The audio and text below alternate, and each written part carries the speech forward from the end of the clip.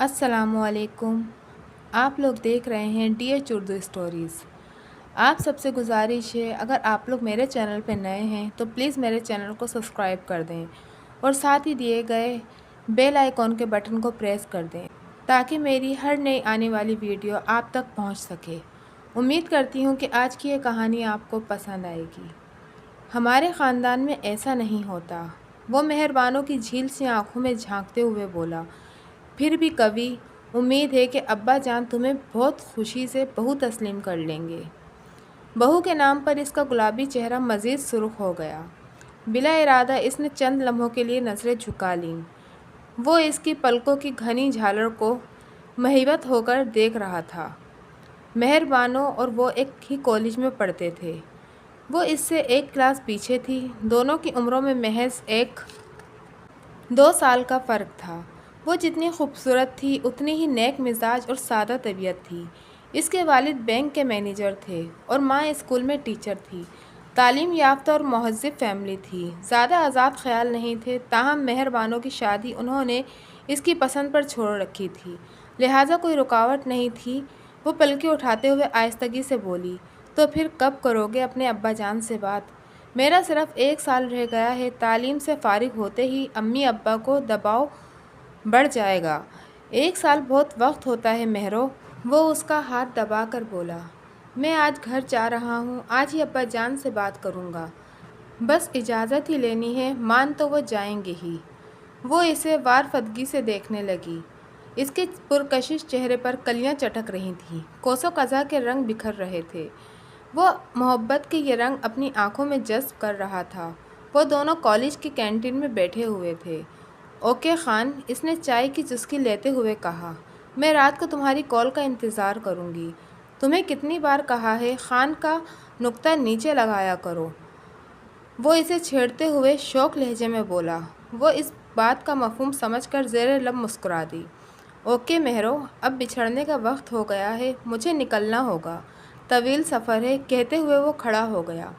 कुछ देर बाद वो अपनी कार में गांव के लिए रवाना हो चुका था। शहर की हदूद से निकलते ही इसकी उम्र का एक खूबरू नौजवान लिफ्ट के लिए सामने खड़ा इशारा कर रहा था। फितरतन वो एक नरम खो और महज़्ज़ब इंसान वाक़ हुआ था, इसलिए इसने फ़ौरन कार रोक दी। थैंक यू, नौजवान इसके साथ वाली नशस्त पर बैठते हुए महज़्ज़ब अंदाज में बोला। मैं अगले स्टॉप पर उतर जाऊंगा।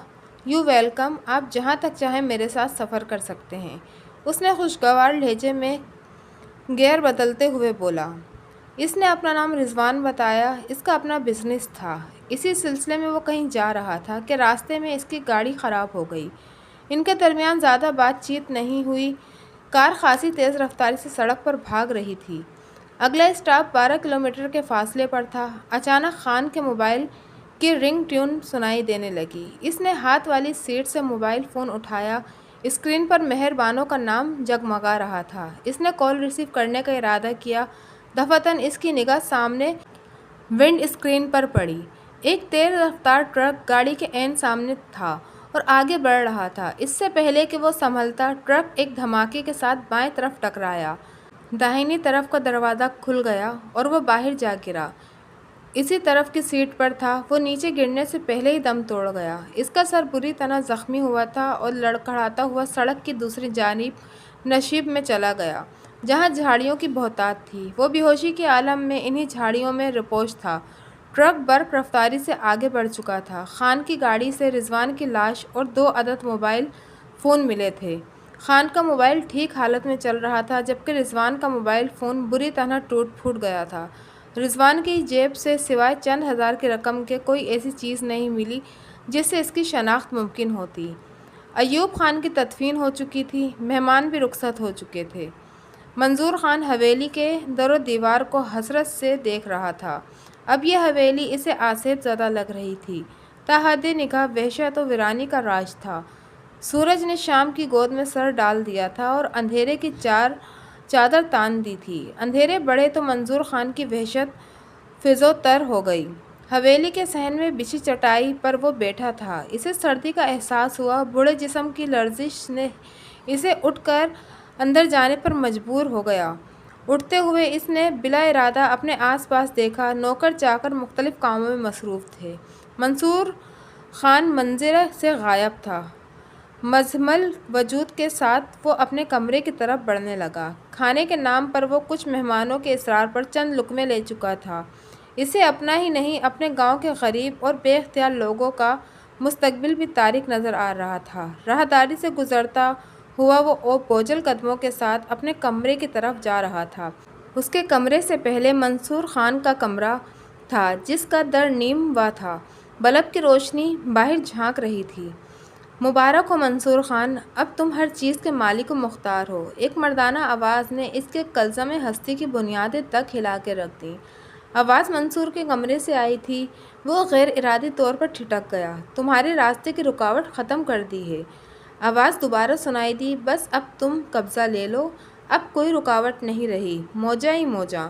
جہانگیرے، ایک رکاوٹ ہے یار، منصور کی مکروہ آواز آئی۔ تم نہیں جانتے میرا ابا ایوب اسے کتنا پیار کرتا تھا، اور اب وہی رکاوٹ ہے۔ اوئے منصور، بڑی بلا تو ٹل گئی نا؟ جہانگیر کی آواز آئی۔ یہ چھوٹا سا روڑا ہے، خود ہی راستے سے ہٹ جائے گا۔ ایوب کے بعد اب وہ اور کتنی دیر جیے گا؟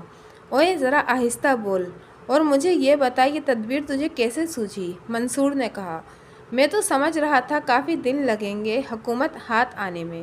یار آہستہ ہی بول رہا ہوں، اور ویسے بھی اب یہاں کون ہے جس کا تجھے ڈر ہے؟ یار دیواروں کے بھی کان ہوتے ہیں، منصور نے کہا۔ اب دیواریں بھی تیری ہیں، اور ویسے بھی دیواریں گونگی ہوتی ہیں، جہانگیر نے صوفے سے اٹھتے ہوئے کہا۔ اور ٹرک والے نے پورا 1,00,000 مانگا ہے، وہ مجھے ابھی دے دے، اسے فارغ کرنا ہے تاکہ منہ بند رکھے۔ اچھا، تمہارا 1,00,000 میری جیب میں ہے، اور اب پیسوں کی فکر نہ کرو، سب کچھ اپنا ہی ہے۔ منصور کی آواز دروازے کے قریب پہنچ رہی تھی۔ وہ دونوں کمرے سے نکل رہے تھے۔ منصور خان کا پتھر کا بت بنا راہداری میں کھڑا تھا۔ اس کے سر پر جیسے بم پھٹ گیا۔ وہ سوچ بھی نہیں سکتا تھا کہ منصور اس حد تک گر سکتا ہے کہ اپنے ہی بھائی کو مروا دے، لیکن ایسا ہو چکا تھا۔ اس نے سب کو اپنے کانوں سے سن لیا تھا۔ اس کے جسم پر لرزہ سا طاری ہونے لگا۔ دھڑکتے ہوئے دل، نمناک نگاہوں اور کانپتے قدموں کے ساتھ وہ آگے بڑھنے لگا، لیکن قدم اس کی دسترس میں نہ رہے۔ یکایک اس کی آنکھوں کے سامنے سیاہ چادر تن گئی۔ وہ تیورا کر نیچے گر گیا۔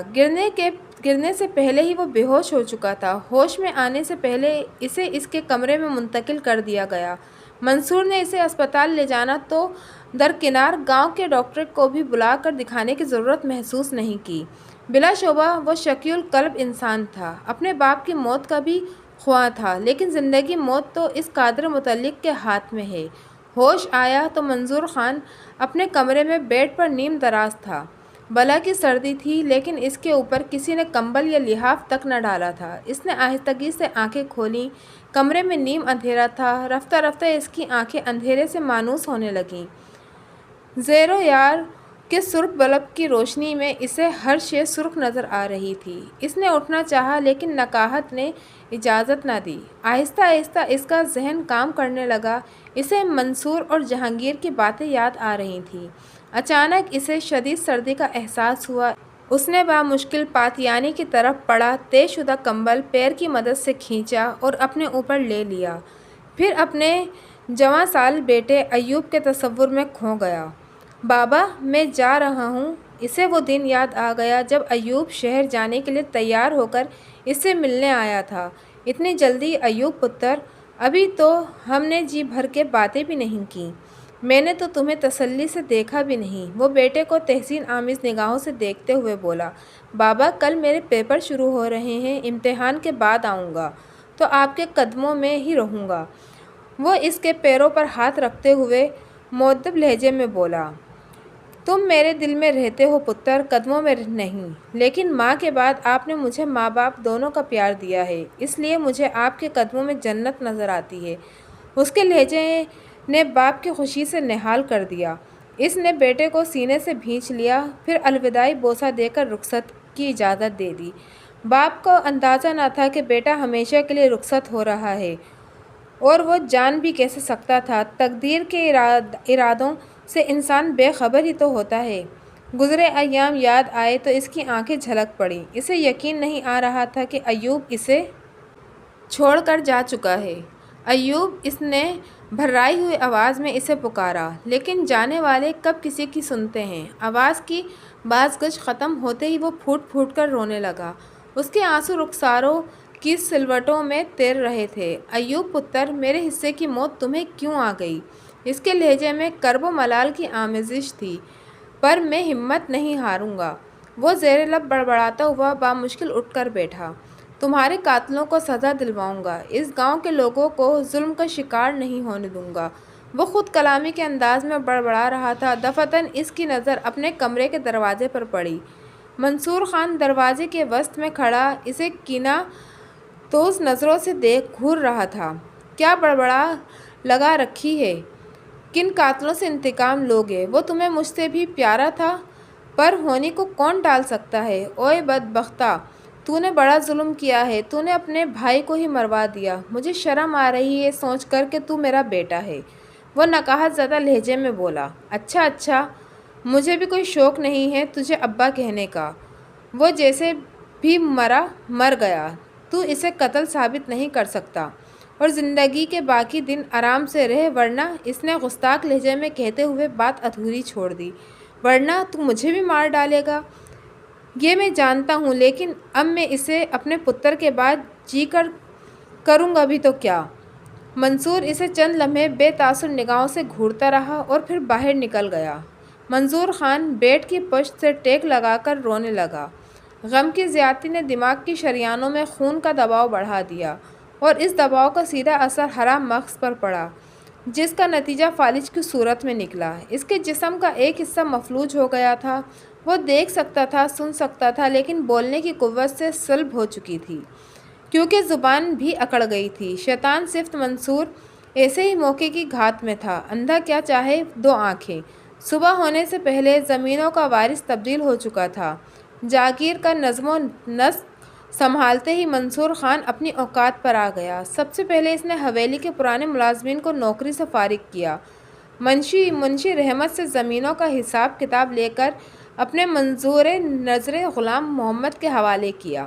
گاؤں کے بورڈ پر منظور آباد کی جگہ منظور پور لکھ دیا گیا کہ انقلاب آنن فانن ایک قیامت کی طرح برپا ہوا تھا۔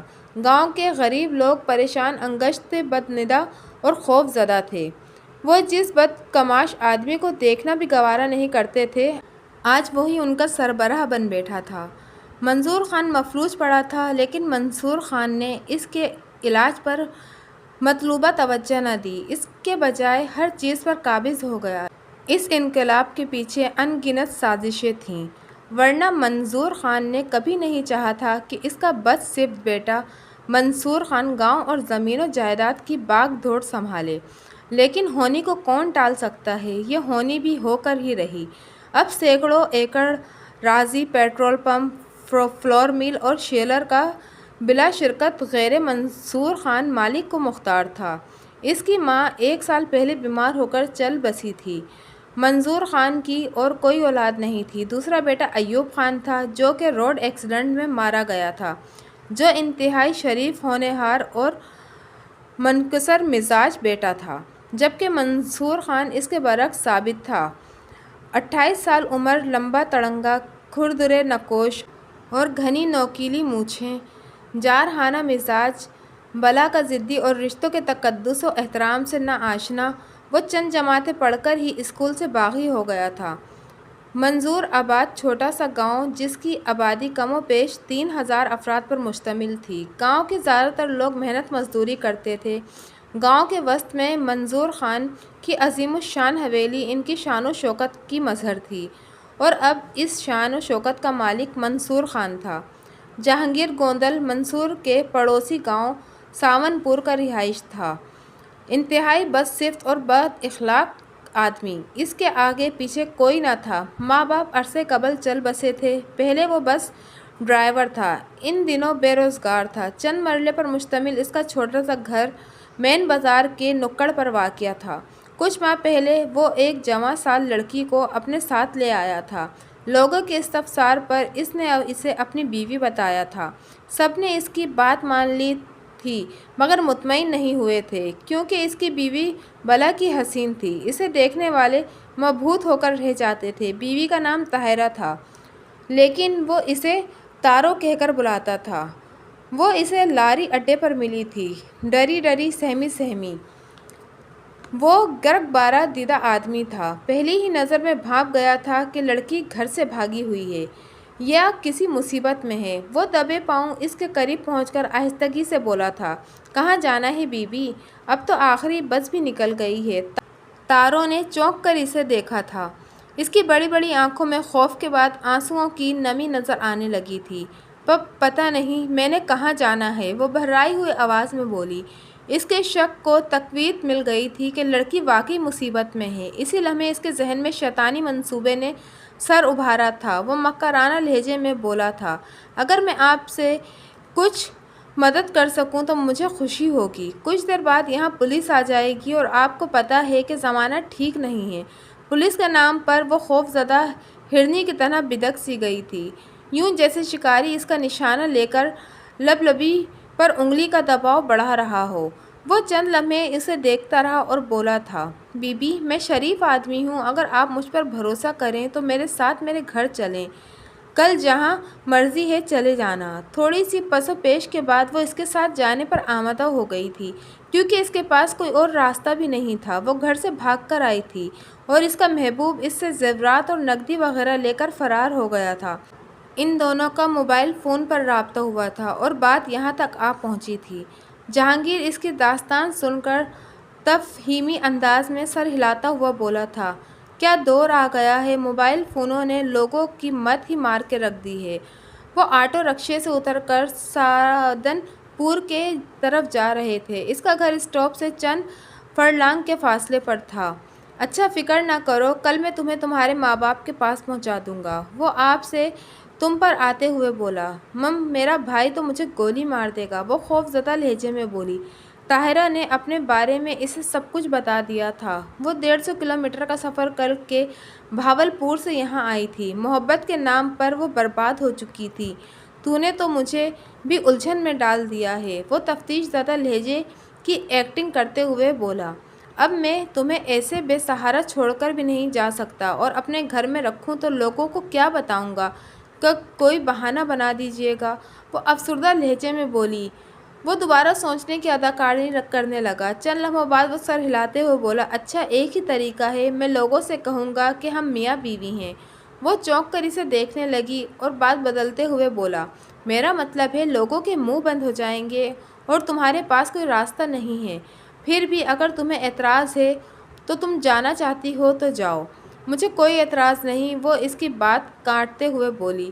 نیم اندھیرے میں اس نے دیکھ لیا تھا کہ جہانگیر اونچا، لمبا اور قبول صورت آدمی ہے۔ گھر پہنچتے ہی جہانگیر نے اس کا موبائل لے کر آف کر دیا تھا اور کھانا شہر سے لے کر آئے تھے۔ ایک کمرے پر مشتمل چھوٹے سے گھر میں زیادہ سامان نہیں تھا، یہ سردیوں کا موسم تھا۔ ایک دو دن آرام سے گزر گئے، اس نے اپنی شیطانی خواہشات کو بامشکل دبائے رکھا۔ تیسرے دن وہ غمناک اور گھبرائے ہوئے چہرے کے ساتھ گھر میں داخل ہوا۔ طاہرہ کے استفسار پر اس نے بتایا کہ پولیس اسے ڈھونڈ رہی ہے۔ الغرض اس نے اسے خوب ڈرایا اور خود سے نکاح پر آمادہ کر لیا اور وہ رشتہ ازواج میں منسلک ہو گئے تھے۔ 18 سالہ پرکشش طاہرہ اب جہانگیر کی بیوی بن چکی تھی، جو کہ عمر میں اس سے 10 سال بڑا تھا۔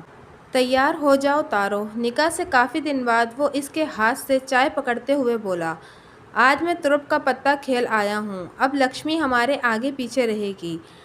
وہ کچھ نہ سمجھتے ہوئے بولی، لکشمی کون ہے؟ اس نے بلند کہکا لگایا اور اس کی طرف دیکھتے ہوئے بولا، تارو تو واقعی بھولی ہے، انڈین ڈرامے بھی نہیں دیکھتی ہے۔ ارے لکشمی دولت کو کہتے ہیں، بس 2-4 دن انتظار کر اور پیسہ سنبھالنے کے لیے جگہ بنا لے، فی الحال یہ 1 لاکھ روپیہ ہے، اسے سنبھال کے رکھ۔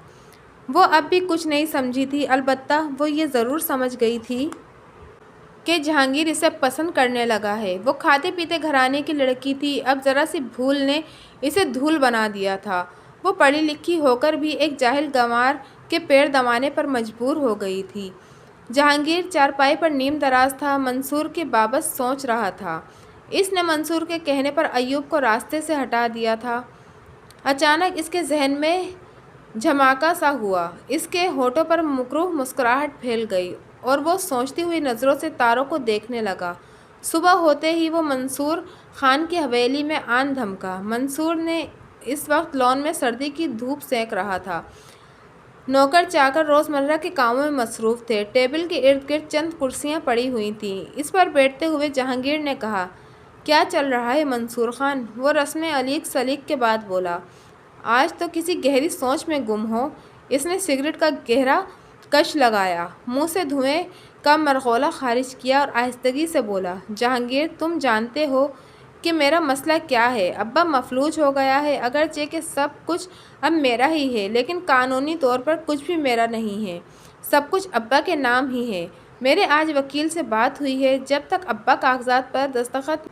منصور وہ مکرانہ لہجے میں قطع کلامی کرتے ہوئے بولا، جب ابا ہی مفلوج ہو گیا ہے تو اب رکاوٹ کیسی؟ یہ تو سیدھی سی بات ہے کہ باپ کے بعد سب کچھ اولاد ہی سنبھالتی ہے۔ ایسا ہی ہوتا ہے، لیکن وصیت میں لکھا ہے کہ ابا کی موت کے بعد سب کچھ میرا ہوگا، کیونکہ ایوب تو اب رہا نہیں، پر ابا ابھی زندہ ہے۔ وہ نیا سگریٹ سلگاتے ہوئے بولا، یہ کیا احمقانہ باتیں لے کر بیٹھ گئے ہو؟ اب وہ اور کتنے دن جیے گا؟ وہ تو مروں سے بھی بدتر ہے، اسے فالج کا فل اٹیک ہوا ہے۔ وہ ایسے مریض کہاں بچتے ہیں؟ کچھ دن انتظار کر، پھر سب کچھ تیرا ہی ہوگا، بلکہ اب بھی تیرا ہی تو ہے۔ جہانگیر کی بات پر وہ اسے چند لمحے دیکھتا رہا، پھر آہستگی سے گویا ہوا، وکیل کہتا ہے کہ ابا کا علاج کسی بڑے ڈاکٹر سے کرواؤ، اور میں اس حق میں نہیں ہوں۔ کیا پتہ کوئی دوائی کام کر جائے اور میرا کام تمام ہو جائے۔ لاٹھی تمہارے ہاتھ میں ہے تو ظاہر ہے بھینس بھی تمہاری ہی ہے۔ میں تمہیں ایک مشورہ دینے آیا ہوں۔ ہاں بول جہانگیر، میں اس کی طرف متوجہ ہوتے ہوئے بولا، مجھے معلوم ہے تو میرا مخلص اور سچا یار ہے، کوئی اچھا ہی مشورہ دے گا۔ جہانگیر کی بانچیں کھل گئیں، وہ کرسی سے ٹیک لگاتے ہوئے بولا، تمہیں پتہ ہے گاؤں کے لوگ تمہیں اچھا نہیں سمجھتے، وہ تمہاری عزت نہیں کرتے بلکہ عزت کرنے پر مجبور ہیں، یا یوں سمجھ لو کہ تم سے ڈرتے ہیں۔ اس نے سامنے ٹیبل پر پڑا ہوا سگریٹ کا پیکٹ اٹھایا، ایک سگریٹ نکالی اور اسے دیا سلائی دکھا دی۔ وہ دوبارہ بولا، بخشو کی بیٹی کے واقعے کے بعد تو کوئی تمہیں دیکھنے کا روداد بھی نہیں، لیکن اب معاملہ اور ہے، تم ان لوگوں میں گھل مل جاؤ اور یہ ظاہر کرو کہ اب بدل چکے ہو۔ ایوب کی موت اور ابا کی بیماری نے تمہیں توڑ کے رکھ دیا ہے، جب لوگ تمہارے ساتھ ہو جائیں گے تو تم مضبوط ہو جاؤ گے۔ بڑی گہری بات کی ہے تم نے جہانگیرے، وہ مکروہ مسکراہٹ کے ساتھ بولا، اچھا بتا، کیا یہی مشورہ لے کر آیا ہے یا نہیں؟ خاص مشورہ تو ابھی دینا ہے، وہ قطع کلامی کرتے ہوئے بولا، بس چپ کر کے میری باتوں پر عمل کرتے جاؤ۔ تو میں کر ہی تو رہا ہوں، چل بتا کیا مشورہ ہے، اس نے تجسس آمیز لہجے میں کہا۔ اس دوران منصور کا نوکر شرفو چائے رکھ کر جا چکا تھا، وہ چند لمحوں کے لیے خاموش ہو گئے تھے۔ مشورہ یہ ہے کہ اب شادی کر لو، وہ چائے کا کپ اٹھاتے ہوئے بولا، اس سے بخشو کی بیٹی سغرا والا دماغ بھی دھل جائے گا اور تمہارا وارث بھی آ جائے گا۔ شادی؟ ایک دم چونکتے ہوئے بولا، ہاں یار، یہ تو کبھی سوچا ہی نہیں میں نے، پر میں شادی کس سے کروں گا؟ ظاہر ہے کسی لڑکی سے ہی، وہ زیر لب مسکراتے ہوئے بولا، پر ہمارے برابر کی لڑکی ملے گی کہاں؟ وہ تو مجھ پر چھوڑ دے، برابری کی بات بھی بھول جا، لڑکی میں نے ڈھونڈ لی ہے، بس تو تیاری کر لے۔ کون ہے لڑکی؟ اس نے استفسار کیا۔ یار ہمارے خاندان کی ہے، بہت خوبصورت ہے، دیکھنے والے اسے کسی اعلیٰ خاندان کا ہی سمجھیں گے، اور بیچاری کا کوئی آگے پیچھے بھی نہیں ہے۔ شادی تو میں بھی کر سکتا ہوں اس سے، پر میں سیلانی آدمی ہوں اور ویسے بھی میں تمہارا بھلا سوچ رہا ہوں۔ منصور نے اسے تحسین آمیز نظروں سے دیکھتے ہوئے کہا، ٹھیک ہے، پر لڑکی سے کہاں ملنا ہے؟ وہ دل میں یہ مارا کا نعرہ لگاتے ہوئے بولا، میں اسے کل یہاں لے آؤں گا، ایک دو دن تم دونوں اکٹھے رہنا اور ایک دوسرے کو دیکھ لینا اور پرکھ لینا۔ لڑکی کچھ ٹیڑھے مزاج کی ہے، پڑھی لکھی بھی ہے، اس لیے پہلے اس کے پرکھ اترنے ہوں گے۔ اچھا ٹھیک ہے، اس نے گویا حامی بھر لی، بس یہ سغرا کا ذکر بار بار نہ کیا کر، وہ مجھے یاد آنے لگتی ہے۔ اوئے، اسے دیکھے گا تو بھول جائے گا سغرا کو، وہ گرم لوہے پر چوٹ لگاتے ہوئے بولا، بس آج کی رات ہے، کل وہ تمہارے پاس ہوگی، یہیں مولوی بلا کر نکاح کر لیں گے۔ بس تو مجھے 1 لاکھ اور دے دے جو اس لڑکی کی قیمت ہوگی۔ رقم ملتے ہی جہانگیر رخصت ہو گیا۔ وہ منصور خان کے ماضی کے زخم سے کرنٹ اکھاڑتا گیا تھا۔ سغرا والا قصہ آج سے 2 سال پرانا تھا۔ وہ ان کے غریب مزرعہ بخشو کی اکلوتی بیٹی تھی، انتہائی خوبصورت، صحت مند، بالکل گاؤں کی الہڑ مٹیار۔ ایک دن منصور نے اپنے ڈیرے پر اپنی فرعونیت کے زور سے اسے لوٹ لیا تھا۔ چند مہینوں بعد جب اس کے پیٹ میں منصور کے گناہ کا بیج نمو پانے لگا تو وہ اس کے پاس آ کر بہت روئی اور گڑ گڑائی، لیکن یہ پتھر کا پہاڑ ٹس سے مس نہ ہوا تو اس نے زہریلی گولیاں کھا کر خود کو ختم کر لیا تھا۔ گاؤں کے لوگ اس اندوہناک حادثے کے محرکات سے آگاہ تھے۔ بخشو پاگل ہو گیا تھا اور اب بھی گلیوں میں گھومتا پھرتا نظر آتا تھا۔ خان کی دہشت اور حیثیت نے اس ظلم کو کسی پر لب کھولنے کی اجازت نہیں دی، لیکن وہ جانتا تھا جیسے ہی اس کی دہشت کم ہوگی لوگ اپنا منہ کھولنا شروع کر دیں گے۔ اچھا زیادہ بک بک نہ کیا کر، اس کے پاس ہی رہے اور اگر کوئی پوچھے تو بتانا کہ وڈے خاں کا علاج ہو رہا ہے۔ اس نے درشت لہجے میں اپنے سامنے دست بستہ کھڑے ادھیڑ عمر شرفو سے کہا اور اٹھ کر اپنے کمرے کی طرف بڑھ گیا۔ چشم افلاک یہ تماشا بھی دیکھ کر محوت حیرت اور مہر لب تھی۔ آج تم بہت پریشان لگ رہے ہو، خیریت تو ہے؟ تارو نے اس کے سامنے کھانا رکھتے ہوئے پوچھا۔ اس نے بے دلی سے چنگیر ہاتھ سے ایک طرف کھسکا دی، اسے سوچتی ہوئی نظروں سے دیکھا اور تشویش زدہ لہجے میں بولا، پریشان نہیں، خوف زدہ ہوں تارو۔ ہائے اللہ! وہ اپنے دل پر ہاتھ رکھتے ہوئے بولی، کس سے اور کیوں خوف زدہ ہو جہانگیر؟ تارو، اب ہم شاید ایک ساتھ نہیں رہ پائیں گے۔ دراصل تمہارے گھر والوں کو پتہ چل گیا ہے کہ تم کہاں ہو۔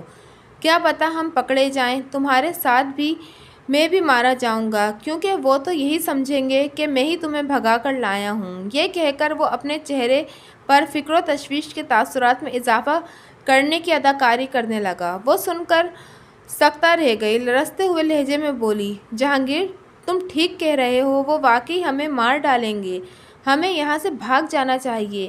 کب تک اور کتنا بھاگیں گے؟ وہ اس کا ہاتھ پکڑتے ہوئے بولا، اور اپنا گھر چھوڑ کر ہم کہاں جائیں گے؟ پھر بھی کوئی راستہ تو ہوگا جہانگیر۔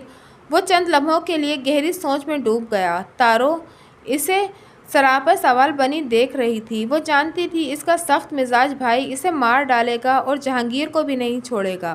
اس کے دامن میں احساس کے نشتر اور پچھتاووں کے زہریلے کانٹوں کے سوا کچھ بھی نہیں تھا۔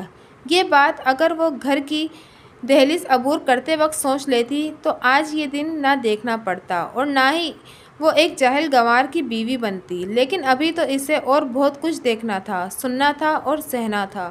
ایک حل ہے تارو، جہانگیر کی آواز نے اس کے خیالات کا تسلسل توڑ دیا، لیکن پتہ نہیں تم کیا سمجھو؟ وہ چونک کر اسے دیکھتے ہوئے بولی، جو بھی ہے اب کرنا تو ہے، تم مجھے بتاؤ کیا حل ہے؟ تھوڑی دیر میں وہ اسے اپنے اگلے پلان سے آگاہ کر چکا تھا۔ وہ پتھر کا بت بنی اسے دیکھے جا رہی تھی، پھر بے یقینی سے بولی، ایسے کیسے ممکن ہے جہانگیر؟ میں تمہاری بیوی ہوں اور تمہاری بیوی ہوتے ہوئے میں اکیلے کسی کے یہاں کیسے رہ سکتی ہوں؟ بس کچھ دن کی بات ہے، اسے ورغلانا ہے کہ تم اس سے شادی کرنا چاہتی ہو۔ تمہاری تھوڑی سی التفات مجھے اس کی دولت کا مالک بنا دے گی اور ہمارے سارے مسئلے حل ہو جائیں گے۔ یہ کہہ کر وہ اسے پر امید نظروں سے دیکھنے لگا۔ کن ذہن تارو ایک بار پھر اس کے لچھے دار باتوں کے جال میں پھنس گئی۔ اچھا ٹھیک ہے، میں تیار ہوں، پر میں اس سے شادی نہیں کروں گی اور نہ ہی شادی پر شادی ہو سکتی ہے، اس نے حامی بھرتے ہوئے کہا۔ اس کے سوا اس کے پاس کوئی چارہ بھی نہیں تھا۔ اگلے 10 منٹ میں جہانگیر نے اسے سمجھا دیا کہ کیا اور کیسے سب کچھ کرنا ہے۔ اس رات سونے سے پہلے وہ مستقبل کے تانے بانے بنتا رہا، چشمے تصور میں لاکھوں روپے گنتا رہا، سبز باغ دیکھتا رہا۔ اگلی صبح اس نے تارو کو لے کر منصور خان کی حویلی جانا تھا۔ تارو کو دیکھتے ہی منصور دل و جان سے فدا ہو گیا تھا۔ اس کی آنکھوں میں ستائش سے زیادہ حرص تھی۔ محبت یا پسندیدگی کم تھی، ہوس زیادہ تھی، کیونکہ وہ شروع سے ہی بد خصلت تھا۔ وہ محبت و ایثار اور وفا جیسے عظیم جذبوں سے قطعی ناآشنا تھا۔ اس کی ہوس کی چکی میں گاؤں کی نہ جانے کتنی لڑکیاں پس چکی تھی۔ ابھی کچھ ہی دیر پہلے تارو جہانگیر کے ساتھ حویلی میں وارد ہوئی تھی۔ کچھ وہ عظیم الشان حویلی دیکھ کر مرعوب ضرور ہوئی تھی، تاہم منصور کی شخصیت نے اسے متاثر نہیں کیا تھا۔ کھردرے نقوش اور سانپ جیسی باریک آنکھیں، اس سے تو جہانگیر ہی بہتر ہے، اس نے دل میں سوچا، اور دونوں کا موازنہ کرنے لگی۔ یہاں منصور کا پلڑا بھاری تھا۔ دولت، جاگیر، نوکر چاکر، چمچماتی کار، اور جہانگیر کے پاس کیا تھا؟ کچھ بھی تو نہیں۔ وہ بھی ایک عورت تھی، عقل شعور رکھتی تھی۔ حویلی کی چکا چوند نے اس کے خواب دیدہ ذہن کو محترق کر دیا۔ گہری نظروں سے منصور کو دیکھ رہی تھی، وہ بھی یک ٹک اسے دیکھے جا رہا تھا۔ جہانگیر اس مہیت سے فائدہ اٹھا کر فوراً رفو چکر ہوا تھا۔ وہ منصور کے کمرے میں اس کے سامنے صوفے پر بیٹھی تھی۔ کمرے میں ضرورت کی ہر چیز تھی اور از حد قیمتی تھی، لیکن اس وقت کمرے میں منصور کو سب سے قیمتی اور خوبصورت شے وہی لگ رہی تھی۔ اضطراری طور پر اس نے سگریٹ سلگایا، گہرا کش لگایا اور کثیف دھوئے کا مرغولا خارج کرتے ہوئے بولا، مجھے زیادہ باتیں نہیں آتی، نہ ہی میں تم سے تمہاری پچھلی زندگی کے بارے میں پوچھ پاچھ کروں گا۔ میرے بارے میں جہانگیر نے تمہیں سب کچھ بتا دیا ہوگا۔ کیا تم مجھ سے شادی کے لیے تیار ہو؟ اس اچانک سوال پر وہ سٹپٹا سی گئی، لیکن چونکہ وہ ذہنی طور پر اس سوال کی منتظر تھی، وہ اندازے دلبرائی سے بولی، تو جہانگیر نے آپ کو میرے بارے میں بھی سب کچھ بتا دیا ہوگا۔ میں ایک مجبور اور بے سہارا لڑکی ہوں، آپ کو بیوی کی ضرورت ہے اور مجھے سہارے کی۔ لیکن کیا؟ وہ بےتابی سے بولا، لیکن ہمیں کچھ دن ایک دوسرے کو دیکھنا، پرکھنا اور سمجھنا ہوگا۔ امید ہے چند دن بعد ہم دونوں حتمی فیصلے پر پہنچ جائیں گے۔ اتنے تکلفات کی کیا ضرورت ہے؟ وہ اس کی طرف چائے کا کپ بڑھاتے ہوئے بولا، جب شادی ہی کرنی ہے تو اتنی تفتیش کی کیا ضرورت ہے؟ ضرورت مجھے ہے، وہ چائے کا کپ پکڑتے ہوئے بولی، کیونکہ میں ایک عورت ہوں۔ زمانہ اچھا نہیں ہے، کیا معلوم کل آپ کو مجھے چھوڑ دیں، جی بھر جائے تو؟ ایسا نہیں ہوگا، تم مجھ سے جو چاہو لکھوا لو، وہ بس دستوار اسے گھورتے ہوئے بولا۔ اس پیشکش پر اس کے ذہن میں اچانک جھماکا سا ہوا۔ یہی تو وہ چاہتی تھی، لیکن جلد بازی اکثر نقصان دہ ثابت ہوتی تھی۔ شکار کو کچھ تڑپنے کا موقع ضرور دینا چاہیے، اس نے سوچا، لیکن وہ خود شکار ہو چکی تھی۔ چائے ختم ہوتے ہی اسے غنودگی سی ہونے لگی تھی۔ چند لمحوں بعد وہ دنیا مافیا سے بے خبر صوفے پر لڑک چکی تھی۔ لو آپ اپنے دام میں صیاد آ گیا، اسے متعلق احساس نہیں ہو پایا۔ پہلے سے طے شدہ پلاننگ کے تحت وہ منصور کی ہوس کا شکار ہو رہی تھی۔ نہ جانے کتنی دیر بعد اسے ہوش آیا تو وہ منصور کے بیڈ پر نیم دراز تھی۔ جسم کے احتجاج نے اسے آگاہ کر دیا کہ اس کے ساتھ عہد خلافی ہو چکی ہے۔ اسے بہت دکھ ہوا، لیکن اس نے واویلا نہیں کیا، کیونکہ جلد یا دیر یہ سب کچھ ہونا ہی تھا۔ البتہ اس کی پلاننگ ضرور متاثر ہوئی تھی۔ اسی لمحے مکرو مسکراہٹ کے ساتھ منصور کمرے میں داخل ہوا۔ وہ حسب عادت سگریٹ پی رہا تھا، اور اسی لمحے اس کے اندر کی سوئی ہوئی عورت سرتا پا انتقام بن کر بیدار ہو گئی اور اسے سپاٹ نگاہوں سے دیکھتی ہوئے احتجاجیہ لہجے میں بولی۔ اسے منصور سے زیادہ غصہ جہانگیر پر آ رہا تھا۔ اس نے اپنی بیوی کو کیسے کسی کو سونپا؟ اس لیے کہ یہ سب اس کے بھی علم میں رہا ہوگا۔ اس کھیل میں وہ پوری طرح شامل ہوگا۔ اب وہ اسے بھی نہیں چھوڑے گی اور اس سے اپنے لٹنے کا انتقام لے گی۔ یہ مردانگی تو نہ ہوئی خان صاحب، جب آپ سے بات ہو رہی تھی تو اتنی تردید کی کیا ضرورت تھی؟ ایک بار تو آپ نے مجھے حاصل کر لیا، اب آپ کو یہ حسرت ہی رہے گی۔ میں جا رہی ہوں۔ یہ ایک دم چونک کر اسے دیکھنے لگا۔ اس سے کوئی بات نہیں بن پا رہی تھی۔ کہاں جاؤ گی تم؟ وہ بولا، تمہارا کوئی آگے ہے نہ پیچھے۔ آپ کو غلط بتایا گیا ہے جناب، وہ بیڈ سے اٹھتے ہوئے بولی۔ میرے پیچھے بھی بہت لوگ ہیں اور میرے آگے میرا شوہر ہے۔ شوہر؟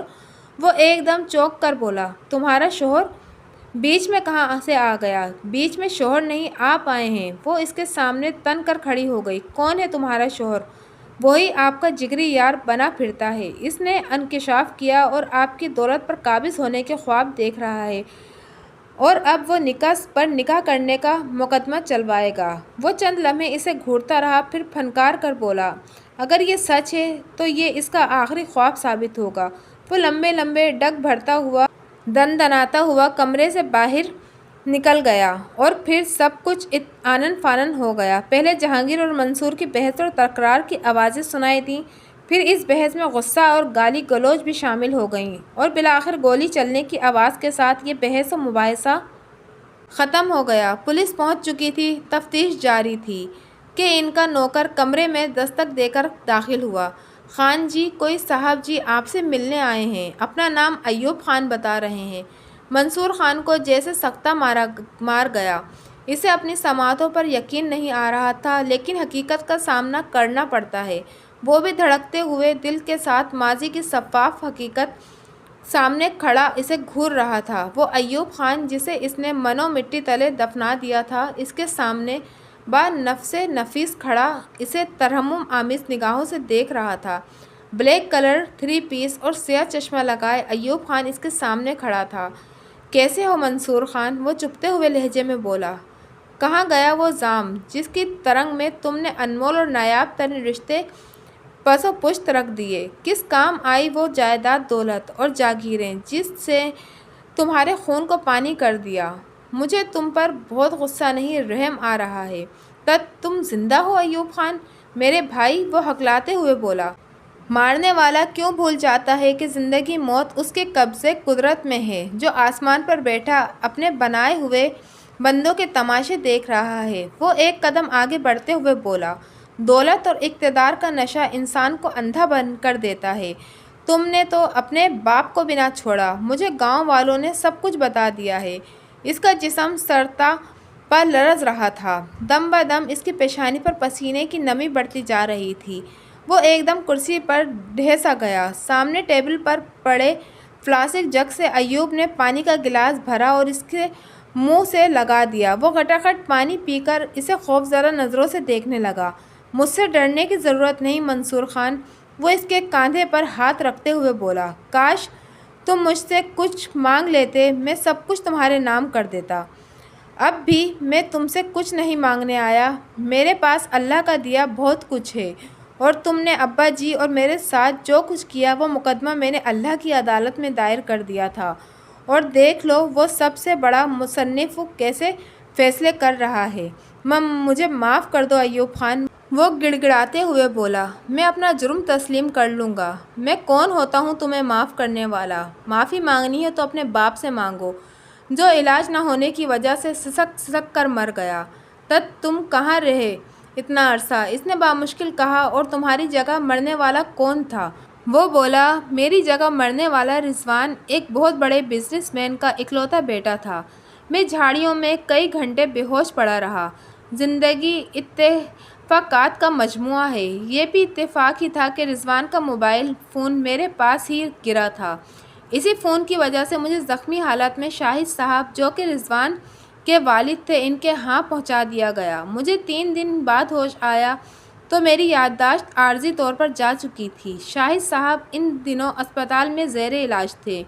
وہ دل کے مریض تھے، ان کا اپنے بیٹے کے سوا کوئی نہیں تھا۔ میں نے اپنے طور پر تحقیق کی تو سب کچھ سامنے آ گیا، اور یہ روح فرسا خبر بھی ملی کہ ابا جان بھی رخصت ہو چکے ہیں۔ میں نے تمہیں تمہارے حال پر چھوڑ دیا اور اس طرف آنے کا خیال ذہن سے نکال دیا۔ وہ آپ دیدہ ہو رہا تھا۔ منصور کی حالت بگڑ رہی تھی۔ بے ساختہ اس نے ایوب کا ہاتھ پکڑ لیا اور ہچکیاں باندھ کر رونے لگا۔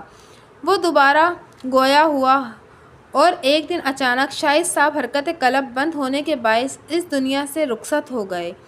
وہ اپنا سب کچھ میرے نام کر گئے تھے۔ ان کا خیال میں رضوان اب اس دنیا میں نہیں رہا تھا۔ تمہاری جائیداد اس کا عشر اشیر بھی نہیں ہے۔ میں نے مہربانوں سے شادی کر لی ہے، اس نے کہا اور خاموش ہو کر اسے دیکھنے لگا۔ منصور خان کے اعصاب کمزور ہوتے ہوئے وہ بے ہوش ہو چکا تھا۔ تارو بھی پہنچ گئی تھی۔ ملازمین کی مدد سے منصور کے بے سدھ وجود کو پولیس وین میں لے جایا جا رہا تھا۔ وہ جائیداد جس کے لیے منصور خان نے اپنوں کا خون بہانے سے بھی دریغ نہیں کیا، آج لاوارث تھی، کیونکہ ایوب نے زمین و جائیداد لینے سے انکار کر دیا تھا۔ اب اس کی وارث تارو تھی۔ بے شک وہی سب سے بڑا منصف ہے۔